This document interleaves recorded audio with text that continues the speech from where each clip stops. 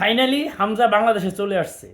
বাংলাদেশের শুধু ফুটবল প্রেমী না, বাংলাদেশের ক্রীড়াপ্রেমীদের জন্য একটা নতুন একটা দিগন্ত, মানে বাংলাদেশে একটা খুশি খুশি রব। কারণ একটাই, যে বাংলাদেশি এক বংশোদ্ভূত একটা প্লেয়ার, যে কিনা বিশ্বের সবচেয়ে অভিজাত প্রিমিয়ার লিগ, বিশ্বের সবচেয়ে জনপ্রিয় একটা লিগে খেলে এসেছে এবং সে এখন বাংলাদেশের হয়ে খেলবে। এটার জন্য বাঙালির আনন্দের শেষ নাই। এখানে আনন্দটা উপভোগ করার মতো একটা পরিস্থিতি বাংলাদেশের মধ্যে। কিন্তু কয়েকদিন আগে কিছু বলদের প্রশ্ন, এক বলদের প্রশ্ন আর দুই বলদের মানে চক্ষুসুলভ একটি উত্তরের কারণে দেখা গেছে এই বিষয়টাকে একটু অন্যভাবে চলে গেছিল। কিন্তু ওই বলদগুলা যদি বিচক্ষণের সাথে উত্তরটা দিত দুই বলদে, তাহলে হয়তো হামজাকে মানুষ আরেকটু ভালোভাবে অভিবাদন দিতে পারতো, বা হামজাকে এখনও অনেকে দেখি যে ট্রল করে।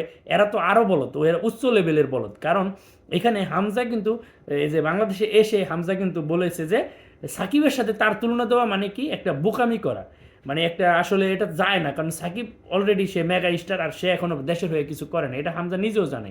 তো তাকে এখন আপনি সাকিবের চেয়ে বড় কিছু মনে করায় দিতে চাইতেছেন, তার মানে কি তাকে একটা বাড়তি চাপ দিতেছেন। তো বাংলাদেশের যে এত বড় একটা মেগা স্টার আসছে, যে বাংলাদেশে দলের হয়ে খেলার আগেই সে জনপ্রিয়।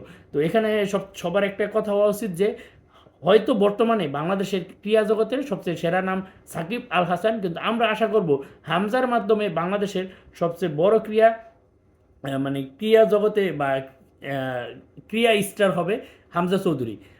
তো এটা আমরা সবাই আশা করব। কিন্তু সেখানে এই ডিবেটটা তৈরি করে কি করছি আমরা, আসলে একটা হজবরল অবস্থা তৈরি করে দিছে কিছু বলদের কারণে। কিন্তু তারা এটাই কখনোই বোঝে না যে হামজা এখনও জাতীয় দলের হয়ে খেলে নাই, যখন খেলবে তার কাছে হয়তো সে আরও বেশি কিছু করবে। কিন্তু সেটা তারা সেই উত্তরগুলো ভালো করে দেয় না। আর যে বলদে প্রশ্ন করছে সেটা তো না বলার কোনো বলদ, উচ্চ লেভেলের বলদ।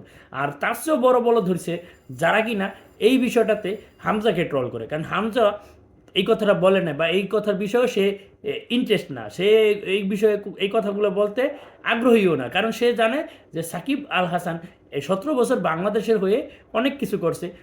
তাকে যদি সেই সাকিবকে টপকাতে হয় তাহলে তাকে ওরকম কিছুই করতে হবে।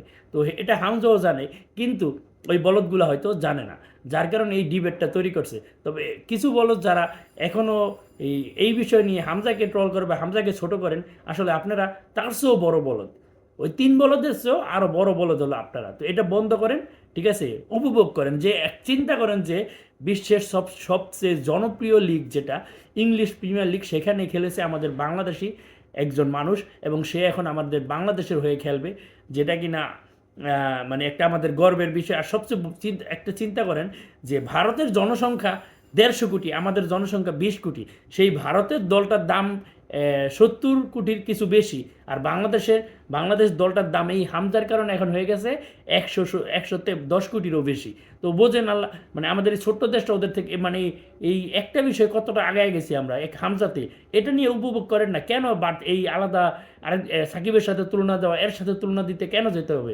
এই সবাই এইটা চিন্তা করেন যে ইনশাল্লাহ একদিন হয়তো এই ক্রীড়া জগতে হামজা বাংলাদেশ ফুটবলকে এত কিছু দিবে যাতে সাকিব আর হামজা দুইজনে একজনকে, হামজা সাকিবকেও ছাড়া যাবে। এইটা আশা করা উচিত। কারণ বাঙালি এটাই চিন্তা করে না যে সবসময় একজনের সাথে একজনের তুলনা দেওয়া, কিন্তু এটা চিন্তা করে না যে একজনকে আরেকজন ছাড়াই কীভাবে যেতে পারে, এই চিন্তাটা কখনো করে না। এটা চিন্তা করা উচিত। ইনশাল্লাহ একদিন হামজা সাকিবকে ছাড়িয়ে যাবে, এটাই আমরা আশা করব।